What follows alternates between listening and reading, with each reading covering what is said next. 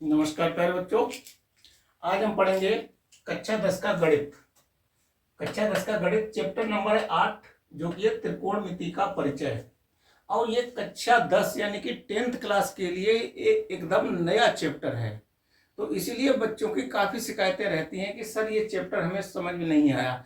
आज हम इतना बेसिक से इस चैप्टर को समझाएंगे कि आप ये कहेंगे एक चैप्टर का तय हमें हलवा लग रहा है, क्वेश्चन देखते ही खन इसको लगाओगे और परीक्षा में सबसे पहले आप त्रिकोणमिति के क्वेश्चन ही अटेंड करोगे। ठीक है, तो सबसे पहले इसको समझ लेना सही से कि त्रिकोणमिति क्या है।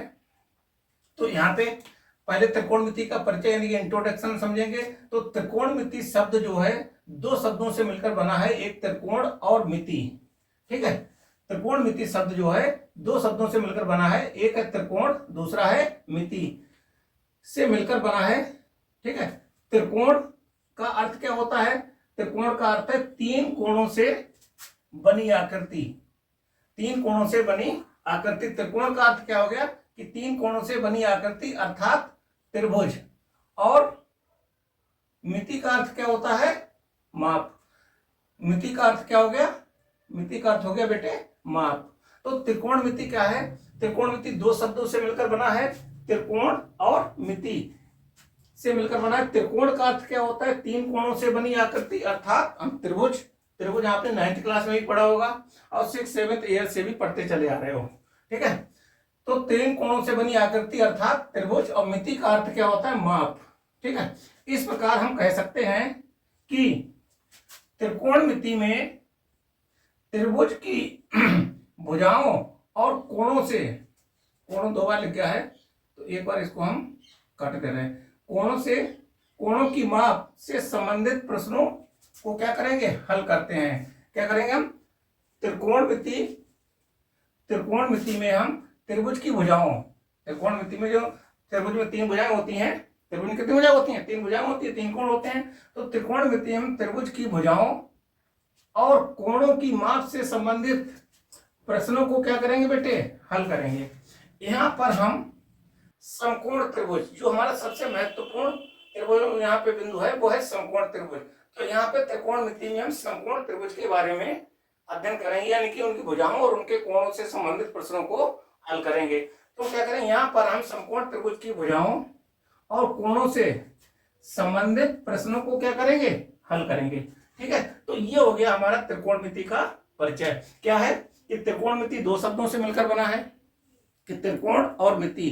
त्रिकोण का अर्थ क्या होता है? तीन कोणों से बनी आकृति अर्थात हम त्रिभुज कह सकते हैं। और मिति का अर्थ क्या होता है? माप। यानी कि तीन कोणों से बनी आकृति क्या कहलाती है? त्रिभुज कहलाती है। तो यहाँ पे तो त्रिभुज में भुजाएं भी होती हैं और त्रिभुज में कोण भी होते हैं। तो यहाँ पे त्रिभुज की भुजाओं और कोणों से, कोणों की माप से संबंधित प्रश्नों का हम क्या करेंगे? अध्ययन करेंगे, यानी कि इन प्रश्नों को हम हल करेंगे। अब यहाँ पर हम केवल समकोण त्रिभुज की भुजाओं और कोणों से संबंधित प्रश्नों को ही हम क्या करेंगे? हल करेंगे। अब यहाँ पे दूसरा प्रश्न आता है कि सर त्रिकोणमितीय अनुपात क्या होते हैं, जिसे कहते हैं ट्रिग्नोमेट्रिक रेशियो। त्रिकोणमितीय अनुपात क्या होते हैं? तो त्रिकोणमितीय अनुपात हमारे 6 होते हैं। अच्छा, 10th क्लास के बच्चों के लिए एक नया चैप्टर है। ठीक है, तो बहुत बेसिक से बताएंगे। तो ट्रिग्नोमेट्रिक रेशियो क्या होता है? ट्रिग्नोमेट्रिक रेशियो, जिसको हिंदी में कहते हैं त्रिकोणमितीय अनुपात। तो समकोण त्रिभुज में, समकोण त्रिभुज में किन्हीं दो भुजाओं के अनुपात, किन्हीं दो भुजाओं के अनुपात को हम क्या कहते हैं बेटे? त्रिकोणमितीय अनुपात कहते हैं। क्या कहते हैं? अब यहाँ पे ये हमारा एक समकोण त्रिभुज है ABC, जिसका कोण B कितने अंश का है? 90 अंश का है। और ये कोण हमने मान लिया है थीटा। क्या मान लिया है? कोण थीटा मान सकते हो, अल्फा मान सकते हो, बीटा मान सकते हो, गामा मान सकते हो, ABC कुछ भी मान सकते हो, PQR कुछ भी मान सकते हो। ठीक है, तो ये आपके ऊपर डिपेंड करता है। तो यहाँ पे हमने देख लिया है त्रिभुज ABC, जिसका कोण B क्या है? समकोण है। यानी कि समकोण कितने अंश के बराबर होता है? 90 अंश के बराबर होता है। इसका कोण भी क्या है? समकोण है। और ये कोण हमने क्या मान लिया है? BAC, यानी कि कोण A हमने क्या मान लिया है? थीटा मान लिया है। ठीक है, जिसका मान हमें मालूम नहीं है।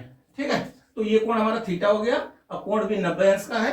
अब देखो यहाँ पे, तो यहाँ पे अब इस समकोण त्रिभुज में सबसे बड़ी भुजा कौन सी है? समकोण त्रिभुज में सबसे बड़ी भुजा कहलाती है बेटे कर्ण। और ये हमारी लंब हो गई, और ये क्या हो गई, आधार। आधार मीन्स जमीन, ठीक है, जहां पे हम खड़े हैं वो आधार है। तो ये आधार हो गया, लंब हो गया और कर्ण। तो समकोण त्रिभुज में कर्ण भुजा जो होती है सबसे बड़ी भुजा होती है, ठीक है।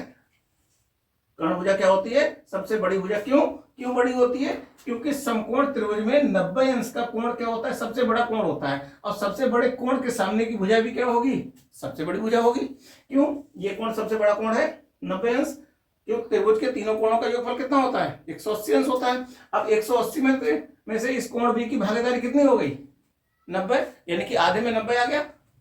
तो ये कोण सबसे बड़ा कोण है, तो सबसे बड़ा कोण है तो इसके सामने की भुजा भी क्या होगी, सबसे बड़ी भुजा होगी। नहीं तो बहुत से टीचर यही बताते हैं कि कर्ण भुजा सबसे बड़ी होती है, उनसे पूछो क्यों, तो बच्चे का जवाब नहीं दे पाते हैं। तो यहाँ पे क्यों क्यों होती है, क्योंकि 90 अंश का कोण ए, बी और सी, इन तीनों कोणों में देखते हैं, इस कोण में, इस कोण में, इस कोण में सबसे बड़ा कोण कौन सा, ये तो है 90 अंश का, तो ये सबसे बड़ा कोण है, तो इसके सामने की भुजा भी क्या होगी, सबसे बड़ी भुजा होगी, ठीक है। तो ये आप समझ गए होंगे। तो समकोण त्रिभुज में कर्ण भुजा क्या होती है, सबसे बड़ी भुजा होती है। अब त्रिकोणमितीय अनुपात जो होते हैं बेटे 6 होते हैं। कितने होते हैं, 6 होते हैं। पहला होता है sine, cos, tan, cot, sec और cosec. Sine, cos, tan, sec और cosec. Sine, cos, tan, cot, sec और कॉसिक, ये त्रिकोणमितीय अनुपात हमारे कितने होते हैं, 6 होते हैं। अब ये पहले त्रिकोणमितीय अनुपात को क्या है, अनुपात लंब बटे कर्ण, यानी कि लंब बटे कर्ण। हमने लंब भुजा ले ली और कर्ण, तो लंब बटे कर्ण को थीटा का क्या कहते हैं, साइन, क्या कहते हैं, साइन कहते हैं, तथा इसे हम साइन थीटा से लिखते हैं। तो साइन थीटा बराबर क्या लिखोगे, लंब बटे कर्ण। ये हो गया हमारा साइन थीटा बराबर क्या हो गया है, लंब बटे कर्ण। तो यहाँ पे हम कह सकते हैं साइन थीटा का मान अगर निकालने हैं तो साइन थीटा बराबर क्या होगा, लंब बटे कर्ण। इसके हम आगे एक ट्रिक बताएंगे, बहुत अच्छी ट्रिक। अब दूसरा देखते हैं, दूसरा अनुपात, अनुपात आधार बटे कर्ण। हमने क्या लिया, अब आधार भुजा उठाई और कर्ण। आधार बटे कर्ण को थीटा, आधार बटे कर्ण को थीटा का क्या कहते हैं, कोसाइन कहते हैं। क्या कहते हैं, कोसाइन कहते हैं, तथा इसे कॉस थीटा से लिखते हैं। किससे लिखते हैं बेटे, कॉस थीटा से। तो यहाँ पे कॉस थीटा बराबर क्या हो गया है, आधार बटे कर्ण। ये हो गया हमारा कॉस थीटा।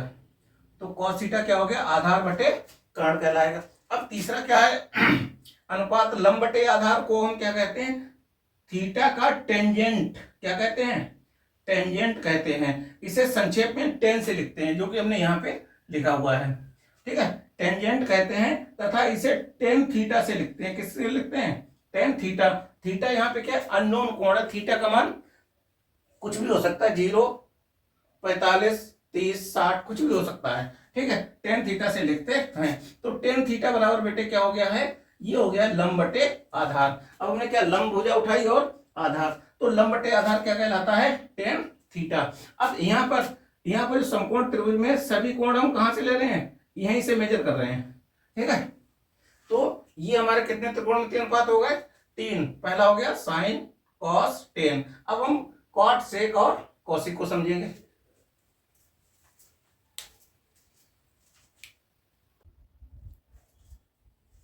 अब हम जानेंगे इसके बाकी के 3 त्रिकोणमितीय अनुपात। देखो क्या है कि अनुपात लंब बटे आधार बटे लंब, क्या लिया हमने, अब यह आधार बटे लंब। तो आधार बटे लंब को थीटा को क्या कहते हैं, कॉटेंजेंट कहते हैं। क्या कहते हैं, कॉटेंजेंट। ये इसके कॉट के फुल फॉर्म है, कॉटेंजेंट कहते हैं। और कॉट थीटा से हम क्या है, लिखते हैं। तो कॉट थीटा बराबर क्या हो गया, आधार बटे कर्ण। कॉट थीटा क्या हो गया, आधार बटे कर्ण। अगर कहीं में कॉट का मान निकालना है, कॉट थीटा या कॉट का मान निकालना है, तो आधार और क्या लेंगे, लंब लेंगे। तो आधार बटे लंब लेंगे, सॉरी आधार बटे लंब लेंगे, कर्ण नहीं, कर्ण गलत बोल गए थे, आधार बटे लंब। तो क्या है, कॉट थीटा बराबर क्या होता है, आधार बटे लंब। अब अगला क्या है, तो अगला क्या है, कर्ण बटे आधार। कर्ण बटे आधार को थीटा का क्या कहते हैं, सेकेंट कहते हैं। क्या कहते हैं, सेकेंट, SECANT, सेकेंट कहते हैं। और इसे सेक थीटा से लिखते हैं। किससे लिखते हैं, सेक थीटा से लिखते हैं। तो सेक थीटा बराबर क्या हो गया, कर्ण बटे आधार। क्या हो गया, कर्ण बटे आधार, ठीक है। सेक थीटा बराबर क्या हो गया, कर्ण बटे आधार हो गया। फिर अगला क्या है कि अनुपात कर्ण बटे लंब, कर्ण बटे लंब। अब क्या लिया हमने, कर्ण बटे लंब। कर्ण बटे लंब को थीटा का क्या कहते हैं, कॉसिकेंट कहते हैं। कॉसिकेंट क्या कहते हैं, कॉसिकेंट कहते हैं, COSECANT, कॉसिकेंट कहते हैं। और इसे किससे लिखते हैं, कॉसिक थीटा से लिखते हैं। तो कॉसिक थीटा बराबर बेटे क्या हो गया हमारा, ये हो गया है कर्ण बटे कर्ण बटे लंब होगा, यहाँ पे हम आधार लिख गए, कर्ण बटे क्या होगा, लंब। ये होगा कर्ण बटे लंब, होगा लिख गए थे कर्ण बटे लंब, ठीक है। तो ये होगा कर्ण बटे लंब। अब ये तो हो गए हमारे त्रिकोणमितीय अनुपात। पहला हमने साइन का निकाला, कॉस का निकाला, टेन का निकाला, कॉट, सेक और कॉसिक, 6 त्रिकोणमितीय अनुपातों के हम सूत्र निकाल चुके हैं, ठीक है। अब यहाँ पे सबसे महत्वपूर्ण जो है, ये समकोण त्रिभुज पे कौन सी प्रमेय लागू होती है, यहाँ पे प्रमेय लागू होती है पाइथागोरस प्रमेय। पाइथागोरस प्रमेय क्या कहती है कि किसी समकोण त्रिभुज की दो भुजाओं के वर्गों, किसी समकोण त्रिभुज के लिखो, किसी समकोण त्रिभुज की, यहाँ सही की होगा, किसी समकोण त्रिभुज की दो भुजाओं के वर्गों का योगफल, तीसरी भुजा कौन सी, सबसे बड़ी भुजा, तीसरी भुजा के वर्ग के क्या होता है, बराबर होता है। क्या है, एक बार और समझेंगे कि किसी समकोण त्रिभुज की दो भुजाओं के वर्गों का योगफल तीसरी भुजा के वर्ग के क्या होता है बेटे, बराबर होता है। ये हो गई पाइथागोरस प्रमेय की परिभाषा। कोई आपसे पूछे पाइथागोरस प्रमेय क्या होती है, तो आप उसे बता सकते हो बड़ी आसानी से। क्या बताओगे कि किसी समकोण त्रिभुज की दो भुजाओं के वर्गों का योगफल तीसरी भुजा के वर्ग के क्या होता है, बराबर होता है। तो यहाँ पे अब दो भुजाएं कौन सी ली हमने भाई, ये तो सबसे बड़ी भुजा, ये तो ले नहीं सकते कर्ण भुजा, तो हमने लंब का स्क्वायर किया, लंब का वर्ग किया और आधार का वर्ग किया। इन दोनों को हमने क्या किया, जोड़ दिया। तो लंब का वर्ग प्लस आधार का वर्ग और इनका योगफल किसके बराबर होगा, कर्ण के वर्ग के बराबर होगा। तो लंब का स्क्वायर प्लस आधार का स्क्वायर, यानी कि लंब स्क्वायर प्लस आधार स्क्वायर किसके बराबर हो गया, कर्ण स्क्वायर के बराबर हो गया, कर्ण के वर्ग के बराबर हो गया। तो कर्ण स्क्वायर बराबर लंब स्क्वायर प्लस आधार स्क्वायर लिख सकते हैं। अब कर्ण भुजा निकालनी है, तो यहाँ पे स्क्वायर है, जब स्क्वायर हटेगा तो दूसरी तरफ क्या आ जाता है, वर्गमूल का चिन्ह आ जाता है, ठीक है। तो ये आपकी पाइथागोरस प्रमेय हो गई। अब हम बढ़ते हैं इसके आगे, सूत्रों को बताएंगे। देखो अब इनमें बताएंगे कि sine theta, cos theta, tan theta, cot theta, sec theta, cosec theta में इनमें आपस में संबंध क्या है, उसको जानेंगे।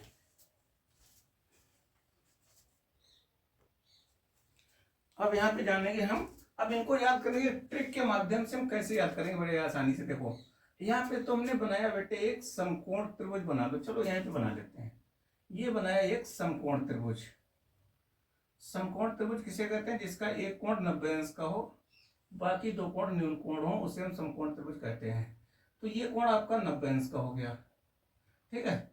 इसको ए मान लो, इसको बी मान लो, इसको सी, और कोण यहां से हमने क्या लिया है, ये कोण मान लिया थीटा।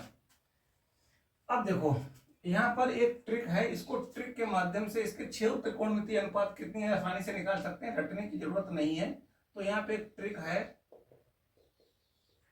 ट्रिक यहाँ पे लाल बटे कक्का, एल ए एल बटे के ए। अब ये क्यों लिखा, क्यों, यहाँ पे लंब को हमने यहाँ पे एल से दर्शाया है, आधार को हमने ए से दर्शाया है, और कर्ण को हमने किससे दर्शाया है, के से दर्शाया है। कर्ण का हम किससे दर्शाया, के से दर्शाया, ठीक है। तो लंब को हमने एल से दर्शाया यहाँ पे, आधार को ए से दर्शाया, कर्ण को के से दर्शाया। तो लाल बटे कक्का। देखो अब इसको कैसे याद करेंगे, तो लंब बटे कर्ण, आधार बटे कर्ण और लंब बटे आधार, ठीक है। इसमें ऊपर से नीचे चलेंगे तो साइन कॉस टेन के मान निकलेंगे, और नीचे से ऊपर चलेंगे तो कॉट सेक और कॉसिक के मान निकलेंगे। तो इसको क्या लिखेंगे, इसको लिखते हैं हम यहाँ पे साइन, यहाँ पे साइन का मान निकलेगा, कॉस और यहाँ पे हो गया टेन। अब ये हो गया कॉट, सेक और कॉसिक, ठीक है। कोण हमने बेटे कौन सा माना, थीटा। अब यहाँ पे एक चीज और समझ लो, अगर कोण यहां से हम ले रहे हैं तो इसके कोण के सामने की भुजा क्या होती है, लंब होती है। अगर इस कोण को यहां से हम लेंगे तो इस कोण के सामने की भुजा ये वाली, यानी कि ए बी भुजा क्या कहलाई है, लंब कहलाई। तो ये त्रिभुज, इसमें लंब और आधार आपस में चेंज हो जाते हैं। क्यों? क्योंकि अगर इनके कोणों को, अगर यहां से हम कोण ले रहे हैं तो ये लंब हो गई, अगर यहां से कोण ले रहे हैं तो ये लंब हो जाएगी। ठीक है, तो इसको हम आगे बताएंगे। अब यहां से कैसे लिखेंगे, अब लिखो साइन थीटा। साइन थीटा, ऊपर से नीचे चलो, क्लॉकवाइज चलो। ठीक है, तो क्या हो गया, साइन थीटा लंब बटे कर्ण, यानी कि एल बटे के। तो इसको क्या लिख सकते हैं, लंब बटे कर्ण। तो लंब भुजा इसमें कौन सी त्रिभुज में, अगर लंब भुजा हम देखें तो ये हो गया बेटे लंब को हमने एल से लिखा, आधार को हमने ए से लिखा, और कर्ण को हमने किससे लिखा, के से लिखा। वैसे लंब होता है हाइपोटेनस, वो सॉरी लंब होता है परपेंडिकुलर, लंब परपेंडिकुलर होता है, आधार को बेस कहते हैं, कर्ण को हाइपोटेनस कहते हैं। इसको बहुत से लोग एच से भी लेते हैं, लेकिन हम यहाँ पे समझने के लिए के से ले रहे हैं कर्ण को। ठीक है, कर्ण जो होता है हाइपोटेनस होता है, कर्ण की अंग्रेजी होती है हाइपोटेनस, इसको एच से भी लिखते हैं। लंब की होती है परपेंडिकुलर, इसको पी से लेते हैं। आधार की होती है बेस, इसको बी से लेते हैं। ठीक है, लेकिन हम यहाँ पे लंब को एल से ले रहे हैं, आधार को ए से रिप्रेजेंट कर रहे हैं, कर्ण को के से रिप्रेजेंट कर रहे हैं। तो यहाँ पे अगर हम इसकी भुजाओं के आधार पे लें तो लंब भुजा कौन सी है हमारी, कौन सी है, बीसी बटे एसी। ऐसे ही निकालो कॉस थीटा, कॉस थीटा क्या हो जाएगा, इसके आधार पे चलो ए बटे के, ए बटे के यानी कि आधार बटे कर्ण। आधार भुजा कौन सी है बेटे, ए बी, और कर्ण भुजा कौन सी है, ए सी। ठीक है, ऐसे टेन थीटा लो, टेन थीटा बराबर क्या हो गया, एल बटे ए। एल का मतलब क्या हो गया, लंब, और बटे ए का मतलब हो गया है आधार। तो लंब भुजा कौन सी है बेटे, लंब है आपकी बीसी, और बटे आधार है ए बी। ठीक है, अब कॉट थीटा, कॉट थीटा, पहले तो ऊपर से नीचे चले गए, अब नीचे से ऊपर जाएंगे, ऐसे चलते रहेंगे ऐसे। ठीक है, कॉट बराबर क्या लेंगे, आधार बटे लंब। तो कॉट थीटा क्या हो गया, आधार बटे लंब। तो आधार क्या हो गया, आधार इसमें कौन सी भुजा हो गई, आधार हो गई ए बी, और बटे लंब हो गया हमारा बी सी। कॉट, अब यहाँ पे सेक थीटा ले लो, यस ई सी सेक थीटा। तो सेक थीटा बराबर क्या हो गया, कर्ण बटे के ले लो, के यहाँ पे हमने की नहीं लिखा, तो यहाँ पे ऐसा करो, कॉट, कॉट क्या लिखा, ए बटे, यहाँ पे ऐसे लिख दो ए बटे एल। तो ये होगा ए को बी सी, नहीं नहीं, ए आधार ए बी हो गया, ए बी बटे बी सी को लिखना भूल गए थे।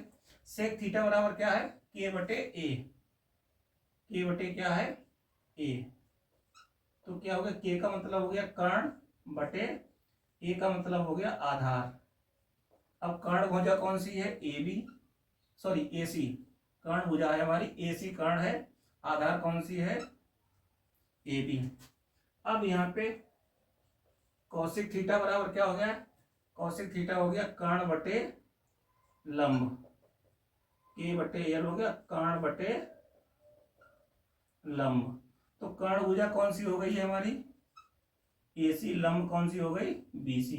अब देखो इनमें एक परस्पर संबंध हम और निकालेंगे, क्या निकालेंगे, अब यहां से देखते हैं कि साइन थीटा बराबर क्या है, लंब बटे कर्ण, लंब बटे कर्ण।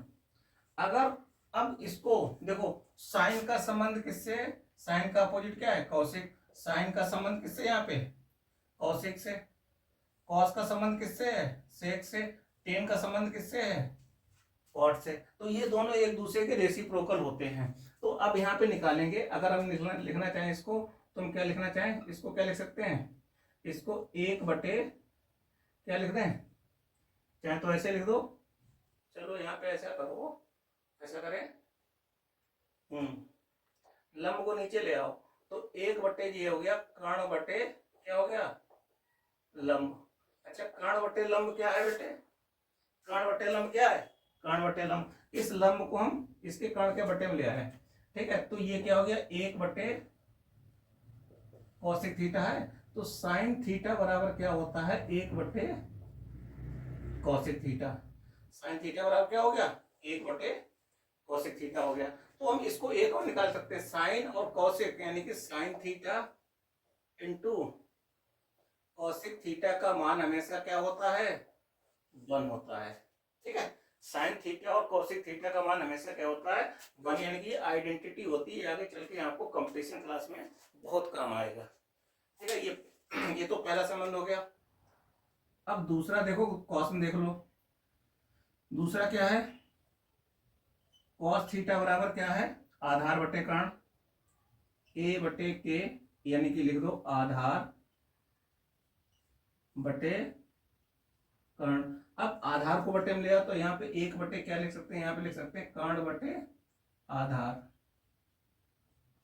तो कर्ण बटे आधार बेटे क्या है, कर्ण बटे आधार, कर्ण बटे आधार हमारा है सेक। तो यहाँ पे क्या हो गया, 1 बटे ये क्या हो गया है, सेक थीटा हो गया। तो हम क्या कह सकते हैं यहाँ पे कि sec theta, sorry cos theta, cos theta बराबर क्या होता है, 1 बटे सेक थीटा के बराबर होता है। और सेक थीटा बराबर क्या होता है, 1 बटे कॉस थीटा के बराबर होता है। ये एक दूसरे के रेसिप्रोकल होते हैं।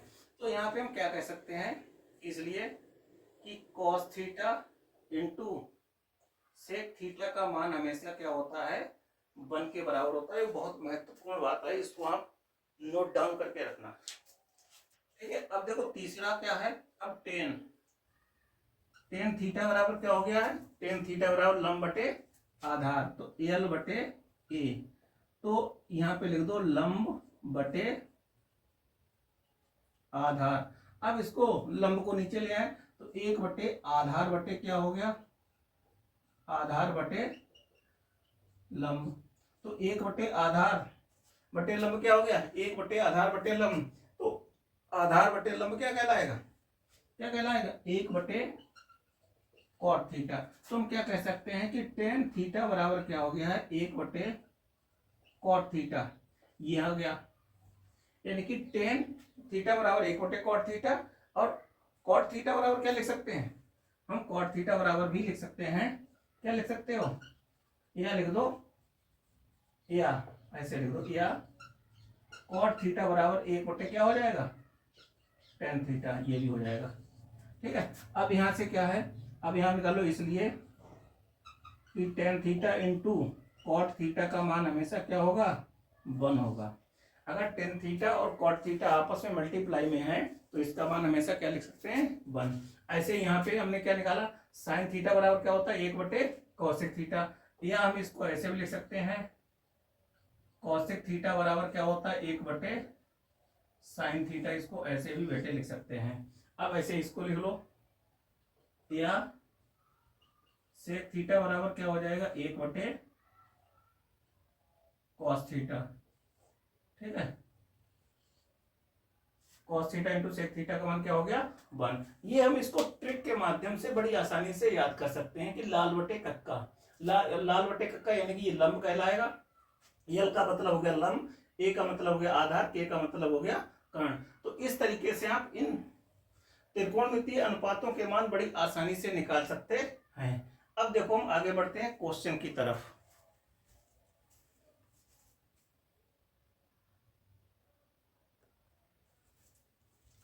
अब देखो हम आगे बढ़ते हैं, यहाँ पे कुछ हम और एक बातें रहेंगी वो हम बताएंगे अभी, फिर हम इसके बाद क्वेश्चन पे पढ़ते हैं। कि मुझे छोटी छोटी बातें नहीं मालूम होती तो क्वेश्चन लगता नहीं है सही से। ठीक है, तभी बच्चे कहते हैं कि हमेशा त्रिकोणमिति समझ में नहीं आई, आएगी क्यों नहीं, अगर इसके बावजूद भी आपको त्रिकोणमिति समझ में नहीं आ रही है तो कायदे में आपको मैथ नहीं लेनी चाहिए थी, 10th क्लास में होम साइंस लेके काम चला लेते। सही है, अब तुम कहोगे लड़कों को होम साइंस कहाँ से मिलती है, तो लड़कों के लिए भी होम साइंस होती है। ठीक है, कोई ये जरूरी नहीं कि लड़कियां ही होम साइंस पढ़ती हैं, लड़के भी होम साइंस पढ़ते हैं।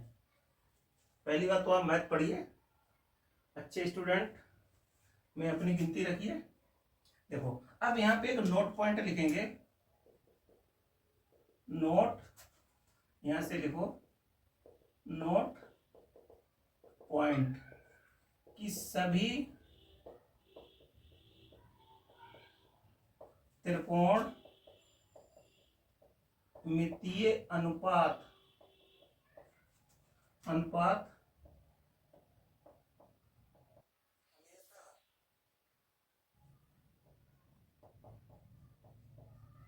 अंग्रेजी वर्णमाला के छोटे अक्षरों में लिखे जाते हैं।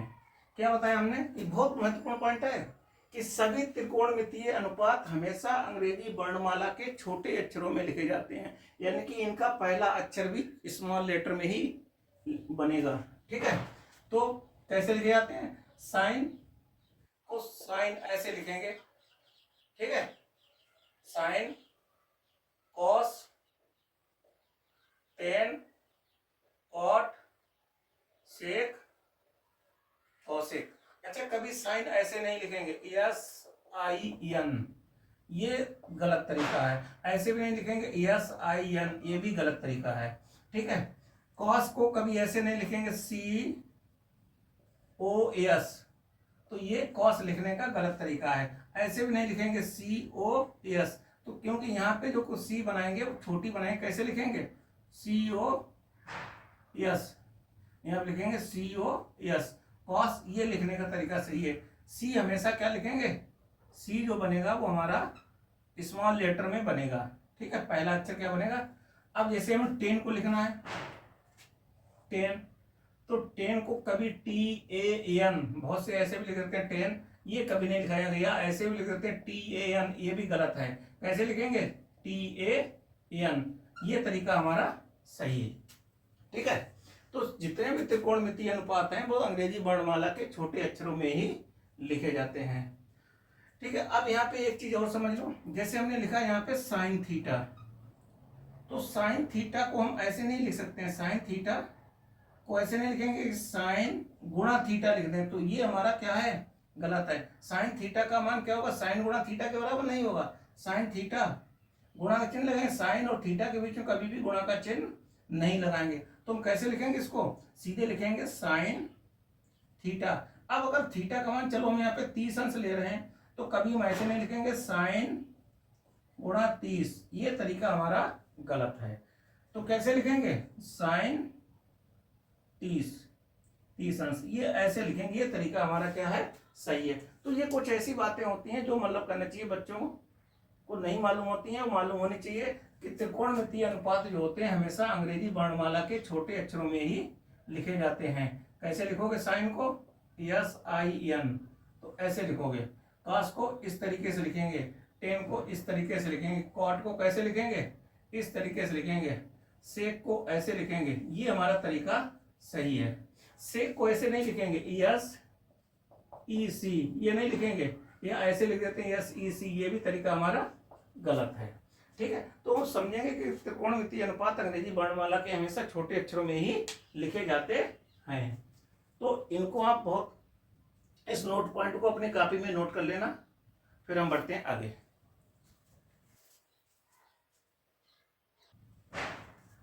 तो इतना आपने समझ लिया, यहीं पे हम अपनी क्लास को विराम देते हैं। कल हम इसके क्वेश्चन लगाएंगे। ठीक है, इसके क्वेश्चनों के बारे में कल डिस्कस करेंगे।